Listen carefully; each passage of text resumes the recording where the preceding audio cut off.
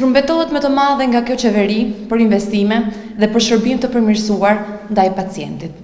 Jemi të gjithë dëshmitar që sistemi shëndetësor në vend është plotësisht i kalbur. Rasti i aksidentimit të 2 të rinjve në fshatin Hot i Ri, ku autobulancat vënuan për të shkuar në vend ngjarje 45 minuta, është treguesi më i qartë se ky sistem shëndetësor nuk funksionon fare.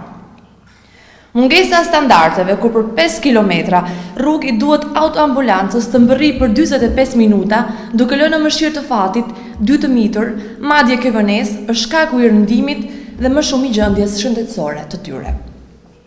Një autoambulancë në një distancë të tillë duhet të mbërri jo më vonë se 5 minuta.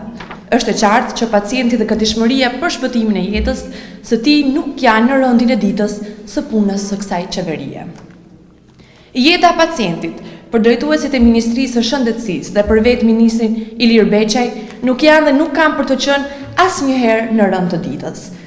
Për të në rënd të ditës janë tenderat dhe JPT dhe i shefit të tij.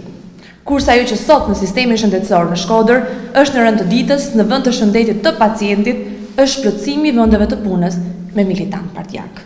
Kërkojmë nga të gjithë institucionet, ligjzbatuese, marrjen e masave dhe hetimin e plot të ngjarjes së këtij aksidenti, ku autoambulancës i duhen 45 minuta për të përshkuar 5 kilometra rrugë. Kjo tregon se përkushtimi për punën dhe jeta e njerëzit, për drejtuesit e sistemit shëndetësor në Shkodër dhe për vetë ministrin Beqaj, nuk kanë asnjë vlerë.